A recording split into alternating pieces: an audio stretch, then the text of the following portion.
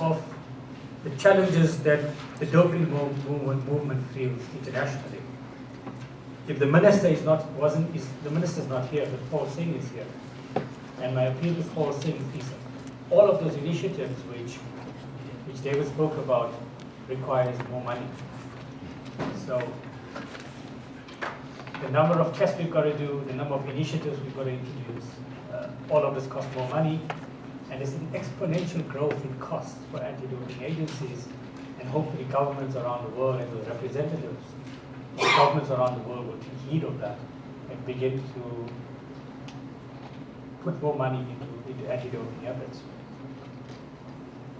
I also forgot to apologize in my introduction that unfortunately we don't have any French translators available.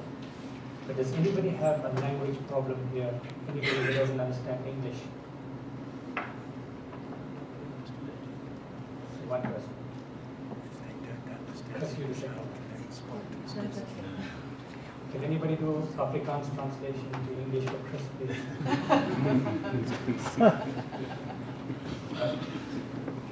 Liam, can you just see if there's anything you could do for the one French-speaking person who doesn't understand English?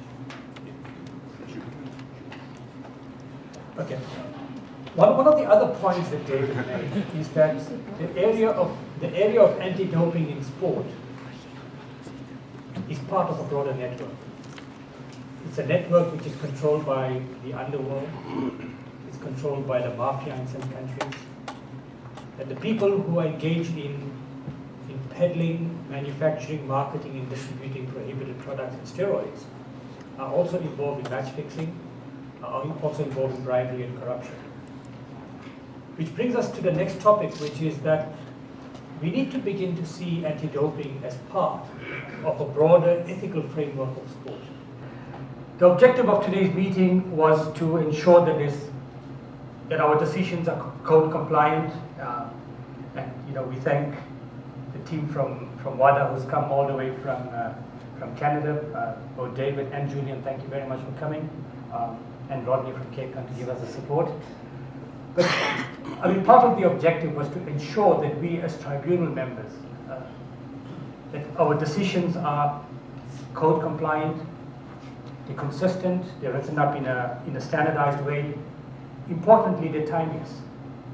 And we've learned the lesson about being timeless I think last year, when we were penalized by WADA and by CARES in the case of Red Case, when we didn't timelessly constitute the appeals tribunal to hear the case, and states paid the price for that. Also, we needed to ensure that the results are fair and impartial, and what I think you lawyers call natural rights of individuals. And to me, that's what the results should demonstrate at the end of the day. But also, we as South Africans have our own peculiar circumstances, and I think that's been spoken about by many people today. And I believe that we think that the WADA Code doesn't allow for those individual variations in circumstances, particularly in developing nations. And we believe that that is something that needs to be taken into account. Which brings me to my next point, in the sense that the experience that we as tribunal members have, our experience of the code, needs to be distilled so that they can flavor the new code that will come into effect in 2015.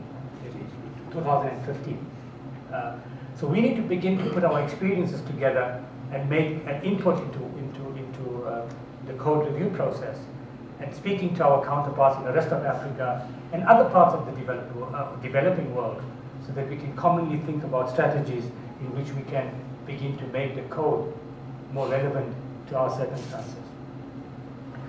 Also important for us to remember that we're also being judged in a court of public opinion. And that came to light again in the last few weeks in the case of Ludwig Mamabolo. The case, Mamabolo's case took on such importance in the public mind in South Africa simply because the Comrades Marathon is an iconic event. It's an iconic event, and the first time in 5 years a South African has won it. And that has been sullied by the fact that it tested positive for a prohibited substance. But we've been pilloried in the media in some instances. We've been questioned in terms of the DCO integrity, those who did the test at the Comrades Marathon. I've received personal emails accusing me of racism, that we took this action because he was a black athlete. There's been statements to that effect made in the media. And then they've questioned the procedure about releasing the information in the public domain. So, you know, we've been judged in the court of public opinion. Many papers have taken this up and highlighted it in headlines. And we need to get our message out. And I think we've done it very effectively. But I think we need to be timeless about this. We need to ensure that there's a speedy end to this, and that not only is justice done, but justice is seen to be done. But also there's another thing that's kind of looming above us in the Mama Bolo case. People are beginning to point fingers and comparing the case, as one of the speakers spoke previously, with the case of Chiliboy, Ralatele, and Yon Basan. And here are two Springbok athletes who test positive for beta-lactamine and are entirely exonerated. And if we find Mama Bolo guilty and sanction him even for 3 months or for 6 months or whatever, people are going to judge us against the case. And the obvious conclusion is going to be that rugby has enormous influence and enormous resources in order to defend the athletes.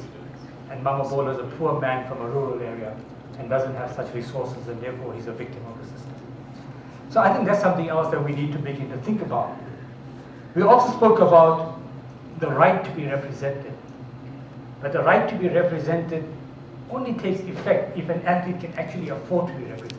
So, you know, while the code speaks about a right to be represented, what does it really mean for the poor boxer from the Eastern Cape who's finished standard 6, who earns a subsistent income from boxing? How does he get representation? Because clearly national federations are not coming to the party to provide legal defense. What does an athlete do in that circumstances? Because oftentimes when the athlete tests positive, he's abandoned entirely by his national federation. So in terms of natural justice, what does it mean where we get athletes who test positive for prohibited substances, who come with a high-powered legal team and are able to move the system simply because they have the resources, and yet a poor athlete cannot do that? It's the injustice of our times and our situation, but it's something that we need to be cognizant of.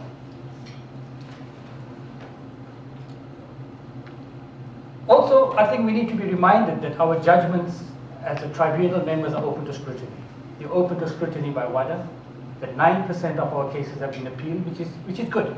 And I see that as positive because it can only serve to improve the work that we do.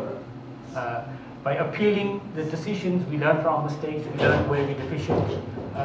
And despite my disagreements with some of the appeals, I think it's a positive process because it keeps us on our toes. But some of these decisions that the tribunal come up with can also be appealed by states. And I think we need to begin to appeal more decisions where we're unhappy with the findings of a tribunal. And finally, these decisions can be reviewed by CAS.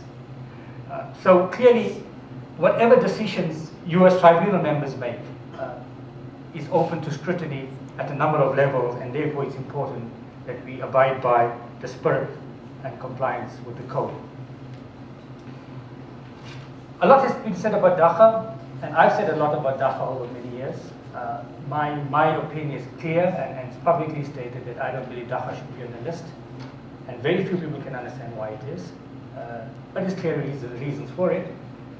But I think, again, it points to another fact. It points to the fact that we need to begin to use our resources in places where it really matters, where there's serious doping taking place. Issues like Dacha and other substances, unfortunately, take us away from the main focus of our work, which is trying to catch people of those who are deliberately doping, and we begin to influence, or we begin to utilize these resources in other areas. So clearly that's something the code needs to look at and the list needs to look at in future. Hopefully when we meet next year, we'll have a case study of an American cyclist who's become a triathlete. I can't remember his name at the moment, but that's a case that we're all waiting to hear from, because there's a number of it's a non-analytical positive case where I looked at the charges against that athlete, and it's going to be a very interesting case. And maybe next year when David visits us, he can speak to us in more detail about that case, which I think we're all waiting to hear with bated breath. Finally, it leaves me to thank all of the speakers, to thank David and Julian for coming and gracing our occasion with their presence. To thank all of the speakers, the tribunal members, the University of Witwatersrand, Professor Dimitri Constantino and his team, and the SAGE team for making this event possible. And hopefully we'll see more of you tomorrow. Thank you very much.